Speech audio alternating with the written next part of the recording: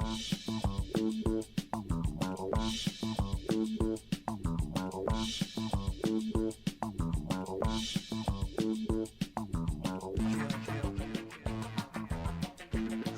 welcome to Inside the Moms Club, where being a mom is the coolest place to be.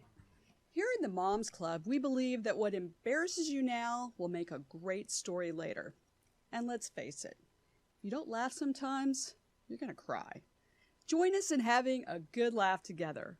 I'm Monica Samuels. You are now inside the Moms Club, your private destination for all things mom.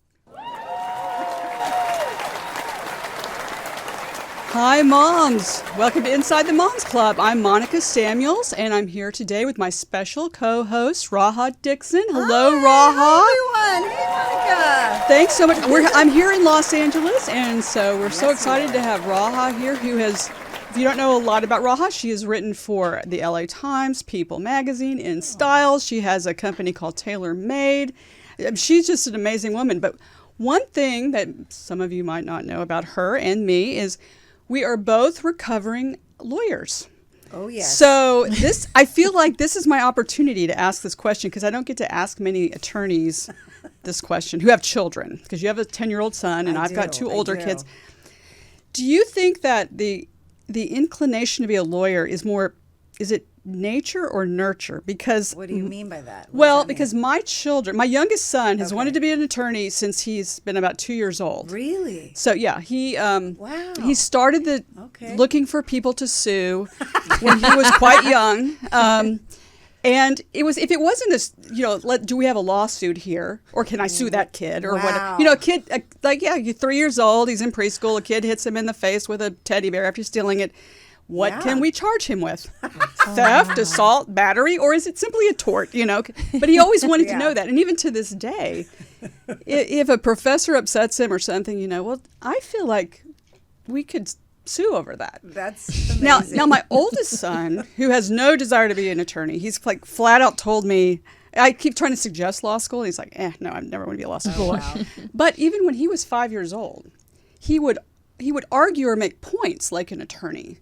Really? So, yeah, like I remember one time we were at the Magic Kingdom and we asked him if he wanted to go ride the Pirates of the Caribbean. And he thought for a minute, and he said, no, I don't want to ride it for 3 reasons. Oh. And so he went through the 3 points, which, is like, that's more like feels more like a legal kind of thing. I want to know how you raise these kids. Well, see, that's what I'm asking. Like, did I do something like I shouldn't have done? I mean, like, now you have a son. Does he ever look at people or say, hey? I like to blame society for things like that and not myself. But I will say there is a litigiousness in my son that I don't see in my nephews and my niece who were raised in Australia. Mm-hmm. So maybe that's it. But I remember there was one time at school that one of the teachers told him that he could do something. It was his turn to go to a certain part of the school. And then another teacher, when it came time to call the names out, didn't call his name. And he said, I have to go. I need to be on that list. I know I was told. And then the teacher said, no, I'm really sorry. That was a mistake. And he said, if that other teacher was right and you're wrong, I'm going to sue you. Oh. And I thought, wow, is that me? Same question. Yeah. Is that me or is that society? Who? But it's got to be a little bit of the parent. We have to take responsibility. Maybe we have to take some responsibility. Now, I really do. I will take responsibility if he becomes like, Clarence Darrow or something. Like this is great. I did good here.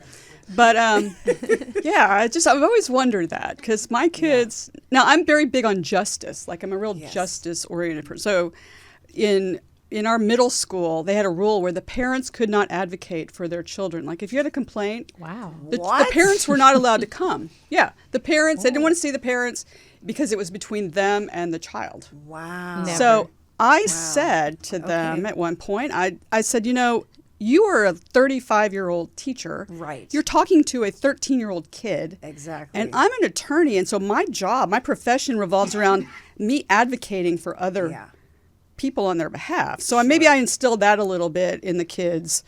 that I think we for have to sure. seek justice at all times. Justice is the most important Now, thing. justice might also get you a C in the class because then the teacher hates the mother and it's a whole other, thing happens. But Listen, we're not here to make friends. That's we're right. Here to be good people. That's right. And create justice. I'm okay with that, That's Monica. right. That's right. Well, good. Maybe we should train other parents on how to. That's what we need to do. Since we gave up the law gig, we'll just do that instead. Well, we are very excited today. We've got a great show today, and we're very lucky today. Our guest is actually with us today, and she's speaking on a very important topic that is really important to all of us right now. So our guest today is Dr. Ta-Taneisha Thames, Yes. and she is a clinical psychologist, school psychologist, and health and wellness expert. She has a company she started called Serenity Optimum Nutrition. She has her own podcast called My Health Matters, and she is the proud mom of a college-age son who is studying computer science in Paris, France. Wow. So I'm a little jealous of him right now. And so we're so excited to have Dr. Taneisha, as we will call her today, here with us today on the Moms Club. Hi, Taneisha. Thanks for joining us today. Thank you. Thank you for having me. Thank you very much. Feel very honored to be here. Well, thank you for coming. So I really want this particular show to let's hone in on the important things that moms would want to know about their kids and mental health and what's going on with school right now. Because to say that we've been through a lot is like a true understatement. True. Yeah. Very true. So I guess the first question I would have is, with the kids having been in, studying online and now back in the classroom, what do you see as the biggest mental health concern that people in your position are noticing with kids? And I imagine it could be based on age group. You might see something different with the younger kids and the older kids. But if you can share that would be great. Yeah, a lot of what we're seeing is anxiety, social anxiety. Students trying to get back to, I guess, what you would call normalcy at a time where we as adults don't even know really what to do. And over the past few days, we're finding out that in California, there's going to be a lift on the mask. However, in Los Angeles County, that's not so. Yeah. So there's just more confusion, that's going on for the kids and for the adults. Can I ask you, when you say anxiety, how does that manifest? Like, what does the kid do that that's an anxious kid? It's not so much it's an anxious kid. It's just they're not really knowing where they fit in. Okay. There's no security. Are we going to be at school today? Am I going to be able to see my friend tomorrow? Not knowing. Sometimes it manifests in behaviors that are not suitable for learning, disruptive behaviors, crying, depending on the age level that children are. So it can show itself in different ways, but a lot of it has to do with insecurity, the unknown, not knowing, but none of us know. I was reading an article this morning about how adults, they've done a poll, and most adults say they don't want to go back to the office. They want to stay at home. Yes. So for a child who's very young, who never has been in a classroom, what is that like? Would they prefer to be home? It's hard enough when you send your child off to kindergarten. A lot of times they cry the first day. Yes. Yeah. But Very are you true. seeing a lot in the younger kids that it's even a bigger adjustment to even go to school to begin with? Yes, it is. So then that anxiety only increases, especially when they're younger. I had the same experience when I had to drop my kid off at school, although it didn't last very long. He was happy to get away from me. But yeah, it's hard just to separate from the parent. Sure. I'm used to seeing mom all this time. I'm used to seeing dad all this time. And now I have to go and interact with a teacher I don't really know and to become acclimated with strangers.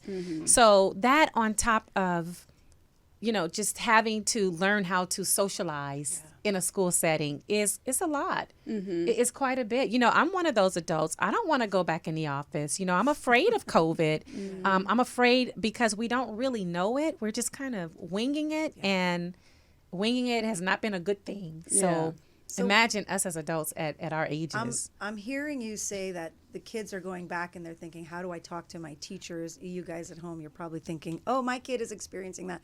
Yeah. So imagine you have 20 kids going back to school, Yes. not knowing how to deal with the teacher or the other students. That sounds to me like a lot of disruptive behavior for one poor teacher to have to figure out. It is. And my heart goes out to teacher. I could never be a teacher.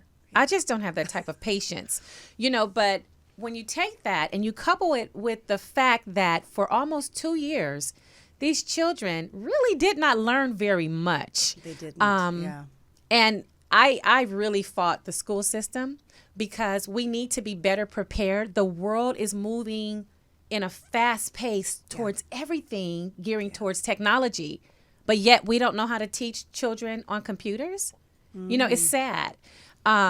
So I think that there could have been learning if there had been a plan in place. And online learning has been around for over 20 years. Right. So why did our kids not learn? I just don't think 10-year-olds are supposed to be in front of a screen for 6 hours. You know what I mean? I agree. It takes away from the socialization. Yeah. And now he's back at school. Sure. And the social anxiety is like one of the number one things that we're seeing. So my next question for you is, what can you do as a parent, for all you guys out there, for us, to assist the teachers in this? Because it takes a village, right? It One does. teacher can't do it for the whole class.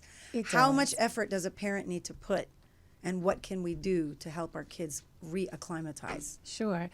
Well, as parents, what we have to realize is that the job of teaching children does not belong to the school system. Oh, man. It belongs to us as the parent. Yeah, I'm sorry to say it. Newsflash, It is not the school. I had a parent call. She was so angry, but your kid is acting up, ma'am. Yeah, right. And these other 19 children have the right to learn without the teacher having to take their time away to teach your child how to behave. And the parent said to me, well, it's your fault. It's the school's fault because he's at school more than he is at home. Well, how is that possible? Number one. But number two, take responsibility for your child. Now, what I can tell you is that in many school districts, parents are not allowed to come on campus still because of COVID. Students and staff are not allowed to come on campus unless you have a current COVID test. Right. Every week, we're testing. You got to be COVID clear. So parents are not allowed to come on campus and to volunteer. So guess what? You have to do your job at home. We have a job to do. We sure do.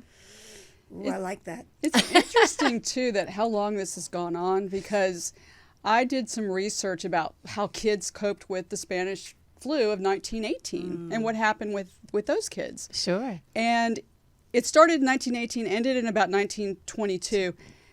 They missed 4 months of school total. Really? And yet they didn't have the therapeutics. They didn't have a lot of the things that we have now. And then I read, well, what were those kids doing during those 4 months?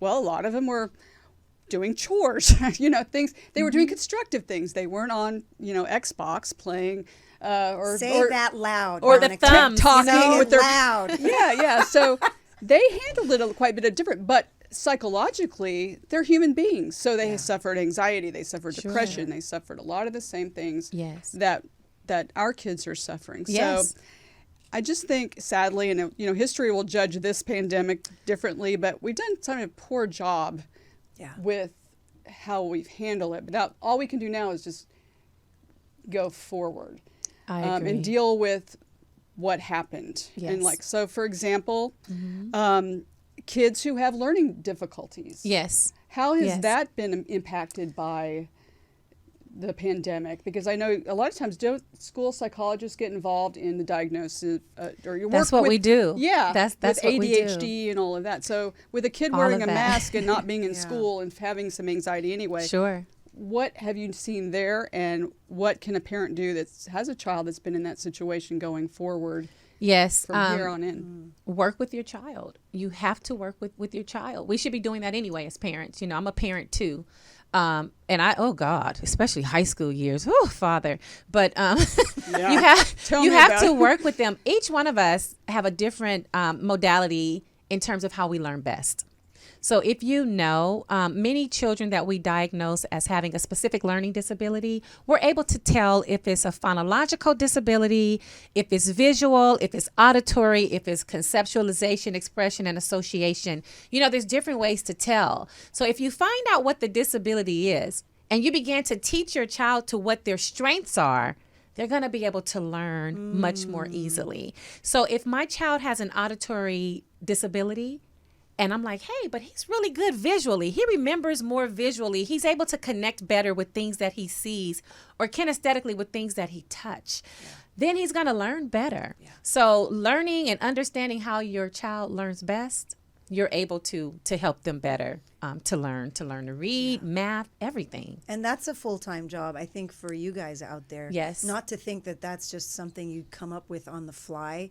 I mean, I have friends who are in therapy just for this purpose, and they have worksheets that they fill out and diaries and journals that help them to do exactly what you're describing. Mm-hmm. So I think, don't think that it's just an easy thing, and be ready to put in a lot of hard work, because it will pay off. It does pay off. It does. Yeah. I discovered that my child had attention deficit disorders. Wow. Inattentiveness, he's just not the hyper kid, but inattentiveness. And then he says, Mom, you have it too. And I'm like, okay, son, what are we going to do about it? You know, I'm in the boat with you. What are we going to do to change it? I love that. And so I was able to give him some strategies, as well as strategize myself, you know, and we just got better along the way. So really working with the school psychologist and being a team, and you gotta be a team. It always works best when you're able to connect with the school, the home, and the community. That's it. You know, it's the ecosystem of the kid if you want to improve the outcome of their development and learning. You have to consider that. Yeah. Yes. And how hard has the diagnosis been? I mean, are you feel confident that you all have been able still to diagnose kids properly, even with not the best, like if they're wearing a mask and there's certain things that you might need to note facial expressions and you things? have to note that there's a standardization. When we give standardized tests, there's a certain way that we're supposed to announce and give directions. But one of the things that we do, we have to protect the integrity of the test, but also the integrity of the child, and just make it known that, hey, we're wearing a mask. We have protective gear in here. It's not quite the standardization. And then each psychologist or school psychologist in these cases should announce, you know, this either did or did not have an impact on the outcome of the assessment. So each assessment and each assessor is going to be different. For me, after 25 years in the game, you know, I can't just look at a kid and tell, but I am able to monitor myself with respect to how I'm administering different tools. I'm able to observe a child to tell, even outside of the tools. After so many years, you don't really need tools, but if you're able to properly observe and look at the history and have a conversation with the parent, that's going to give you a lot of insight with respect to what most of the issues are. So you can feel like you're still getting good diagnoses with kids, even for me. All of this. I can't speak for all of them. Well, you've had 25 years. That's true. I better know something. If your school psychologist is a newbie, then maybe that's a whole different situation. It's a bit different, you know, but Okay. Well, great. Well, we have to join us our Zoomer moms, and they have questions for you. So welcome, Zoomer moms. Hi, Zoomers. So I will go around and introduce each one. First, we have Jennifer Marsh, who is the mom of a son and a daughter, and to some degree also a mom of 3 dogs, which I don't know which is taking more of her time lately, but it's a very full-time job. Leslie Harrell, who has a son and a daughter. Hi. And Lisa Morris, who is the mother of 2 beautiful daughters. Welcome, Zoomer moms. Welcome to the Moms Club. So let's start with Jennifer. Jennifer, do you have any questions for Dr. Taneisha? I do. I mean, so many questions. I really appreciate all you had to say and sort of validating what we've been through. I feel like so I have a son with like a litany of learning differences, and he was just chugging along all the way through middle school, doing great. So the pandemic hit when he was in 8th grade, and, you know, he had managed to cope, and he had a strategy for meeting with teachers and doing all those things. And then COVID interrupted that. And he never identified as a kid who was anything other than capable academically. But now he has this whole new identity as someone who struggles academically. That was a gift of COVID. Yeah. And so we're struggling to get him back on track and realize, like, not only do you have to get back to your old tactics, you know, we're a year and a half down the road in high school of meeting with teachers and, relearning on your own, but you have to do it with, high school's gotten harder and you have this big hole in your learning that no one's addressing. Absolutely. So we have to basically potentially spend this whole summer relearning all the stuff that in theory he learned in 8th and 9th grade. Yes. Yes. I mean, so what are your best strategies for managing that for him, like, again, we need to reframe his identity, because right now he is misidentifying as a kid who is not a good student when he's been a good student his whole life. So we have to, I don't know, other than, kind of hitting it hard this summer, we're just not really sure how to go at that. He has a real sense of loss of identity, and, we're trying to figure out how to fix it. Yes. One thing I will say to you is, okay, so he's lost like a year and a half of school. And let's say if he was an 8th grader and now he's a 10th grader, like you said, there's a lot of information that is missing. So when children are returned and they're returned to the grade that they would be in, which I take a little issue with that, because there is learning that takes place in steps. So when you place a child who is in the 8th grade, but they've missed 9th grade and 10th grade, but they're returning as a 10th grader, all of that information is missed, and they're being taught as if they're a 10th grader, maybe in the middle of the 10th grade year. So no one's going to feel successful there because there's so much information that is missed. So as parents, the only thing we can do, we have to go back to school. We have to become an 8th grader and a 9th grader and a 10th grader and begin to teach them the fundamentals that were missed. And once he gets that information, he may then begin to feel successful again. And like the student that he was pre-COVID, it takes a toll in many different areas. In terms of socialization, what is he doing for fun? Does he do anything for fun? He does. I mean, I think he also identifies as an athlete. He's a 3-sport athlete. So he plays lacrosse and football and basketball. And that's been a godsend, because the school really did allow them to be together as a team and practice as a team while COVID was happening and while they were doing kind of pod learning and distance learning. But, it's for him, like the social life outside of sports and outside of school kind of hasn't developed in a normal high school way. And that's something that people aren't really talking about, is how, like, social relationships outside of school, even relationships with girls, they're just not what they kind of have missed that year and a half of development. And I'm sure it's worse for younger kids, really. Yeah. It is, because they don't quite know how to cope or have had any experience. But let me ask you, does he spend a lot of time indoors, video games? What are some of these other things? YouTubing, things like that? Yeah, so it's funny. He's not a kid who does a lot of, he's never on the computer really, other than to do schoolwork. But he is, because he likes sports, he's outside a lot practicing lacrosse and basketball. Sure. But, and so we're not that worried about him, like, spending too much time. He's a busy kid, so he kind of has to come home, buckle down, do his work, get to bed. And he's kind of on a tight schedule in terms of getting everything done, especially because, he has to retake a lot of tests. We now have tutoring, which is new to his schedule. So he's having less free time than he used to because of the learning loss. Right. And that's just like, suck it up, buttercup. This is just what happened because of the pandemic. It's no one's fault, but you have to manage it. So we are trying to really find more ways for him to have fun that are outside of, all this new stuff he has to do just to get back to where he was. And that is important. Their free time is very important. So if you can find a way to kind of reincorporate that might help him with the socialization with respect to what you said, girls, and that kind of thing. Just trying to get that. The sports, he has that down. So he has an outlet for energy.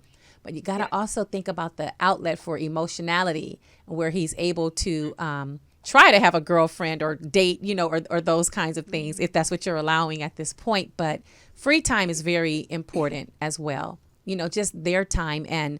But I get it, so much information has been lost, so much time has been lost, and we want them to learn it, but we can't And I'm not saying that you are, but we just have to be careful with how much time we're requiring of them to catch up, or to make it up, because we want them to be successful adults in society. But at the same time, that free time is very, very important. And I'm glad to hear that he's not on video games, because that was an issue I had. Yeah, we've all struggled. One time I took a bat and I just, I did. I'm so glad you said that. That's reassuring coming from a psychologist. I did. I had it. That's okay. It's okay, Mom. I'm glad to know Let that. it out. Yeah. Leslie, do you have any questions? Wow, listening so intently to what you're talking about, and I guess kind of what hit me was the whole, we need to go back and go back to high school and learn what they're learning. And, I think what I struggle with that comment, or, I have a junior in high school, and, when you have a junior in high school into senior year, you're literally so trying to transition them out of this whole under my wing, you've got to figure it out. You've got to be able to launch and all that. And so for me, I feel like that's a giant struggle to do that. And, so, I mean, not so much, just more conversationally and maybe not so questioning, but I think the question that comes out of that is, there's got to be a balance, because of course we're all trying to get back to normal, and we're all trying to get back to doing things as well. So like for our adult, mom mentality and just adult mentality, we're dealing with our own struggles of how we come back into society and socialize and do all that. And then we've got these kids, in our case, in Jennifer and I's case, we have high school kids. And so it's really it's that natural already ongoing give and take of freedom versus us being in their way, and freedom versus us being in their way. But to me, that seems like a little bit more of a struggle than us just stepping in and kind of relearning, biology or, algebra 2 or whatever it is that our kids are doing. So it seems like it feels a little bit different. What are your experiences, I guess, and related to that, how are the teachers in high school specifically kind of wrapping their brains around getting these kids? Because they also got to get these kids into college. I mean, they got to graduate them at this point. They're not going to pass them on to somebody else. They're the end of the road. Right. So in my experience, I had to go back to school with my son. I mean, it was either that or he was not going to graduate. And this was pre-COVID.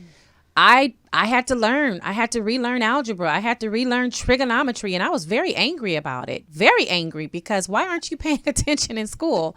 So it is far worse. I agree with you. We're still in pandemic. But for me, that's what I had to do. And I will tell you, my son graduated from Long Beach Poly High School in 2018. And a year later, he said, Mom, I got to thank you. Aww. If it wasn't for you, I would not have graduated high school. He just didn't know he was going to graduate high school. But what I had to do, I had to make sure that he was enrolled in a community college. And if you guys don't know this is what I've learned. If you're enrolled in a community college, let's say you're taking English, right? At school, in the high school, it counts as 5 credits. Really? In the community college, it's 10 credits. Ooh. So if your child is behind in credits, community college, as long as they are working with the high school that they're at, that could be an option. That's good. I didn't know it until I had to just get in it, to find out about it. And so I try to tell as many people as I can, because it was a real struggle, especially as a single mom for the past almost 22 years. It was hard as heck. It made me, I had to leave my job, but I just refused to have my only kid to be one who was not going to graduate high school. Wow. That was just not an option. Some teachers loved me. Other ones hated me. I didn't care, because I was there with one purpose, and that was to make sure that my son got what he needed. And he got it, and he excelled, and he graduated with about 100 more credits than what he needed. But that was enough to get him to understand, now you got to do it on your own. Go to college, don't go to college. I don't care. You got until 20 to get it together. That's now, and now he's in Paris, France. He is living the nice life, studying computer science, Lisa, and breaking my bank. Well, there's that too. Lisa, do you have any questions for Dr. Taneisha? I do, but a little bit different perspective, because in my work, I talk to teachers all day long. And my question is sort of what I hear from teachers is they don't even know if they want to stay a teacher anymore because they're so burned out, stressed out. Some of these older teachers really had to retire because they didn't know how to do the technology very well, and then they got thrown into it. Yes. So my question is, I know that teachers have to partner with the parents to, recognize these anxieties and all these things that are happening. But what kind of support do you see in the schools for the teachers to keep them wanting to even see a kid's problem, and kind of keep them motivated and that kind of thing? Because I'm concerned that a lot of the teachers are just, going through the motions because they're not getting support either. They might be having their own anxieties and things, as y'all have all mentioned.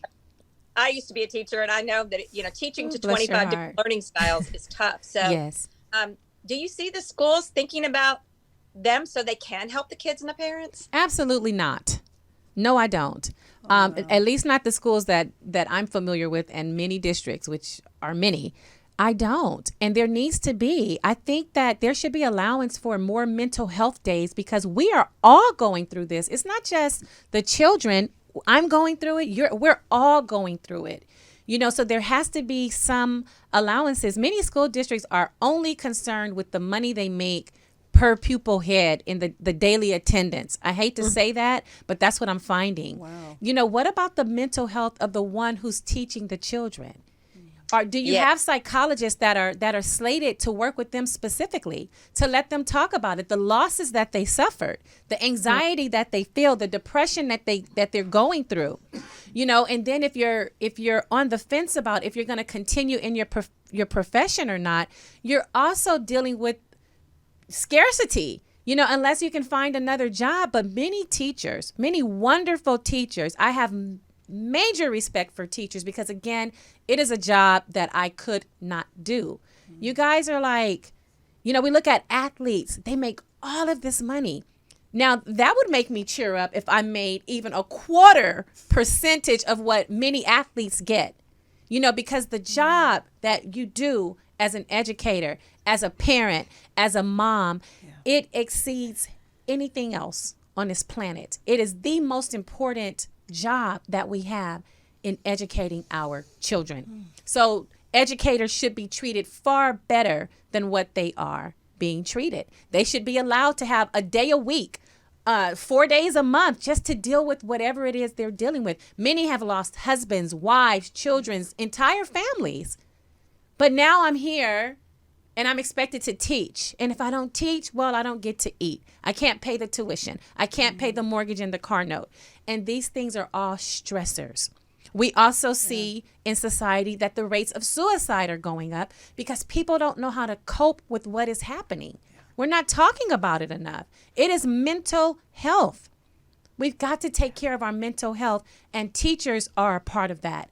Moms, dads, we're all a part of it. But how do we begin to deal with it when we're just expected to show up and count the pupils? So that is something. That's really important. A lot of the districts, a lot of schools don't want parents to come in. No. Want to teach them and have them stay at arm's length. But then I hear teachers, like I said, I talk to them all the time, and they'll say, well, the parents don't care. Well, I think you're running them away at the same time when you won't let them see the books and you won't, it's like, you should let them be a little bit more in the game too. Yeah. Let them take a COVID test too, like the students do, like the staff do. It's really important, and as parents, certainly we want to support our teachers because from what I'm hearing, you're going to have to learn even more algebra too, and everything. If we lose teachers, you're going to really. I just got some anxiety. You're going to be really not very happy. So support your teachers and certainly your kids and the parents. Absolutely. And thank you so much for joining us today. This has been really informative. I mean, there's just not even enough time to discuss everything. Sure. We can look for your podcast, My Health Matters. Yes. Do you have Instagram, or where else can people? Yes, I'm all over. Well, let's hear it. Where can we find you? So the podcast it streams through Patreon, and it's Rollout Digital.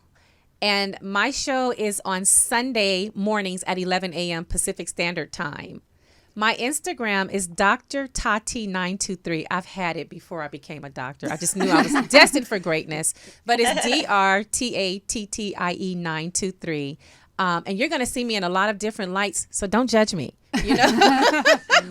Well, thank you so much again. Thank you for joining us. And thanks to our sponsor, Good Company, which is a thoughtfully curated women's clothing and home store featuring emerging and established designers, vintage pieces, and home goods. And you can find them on Instagram at goodcompany.shop.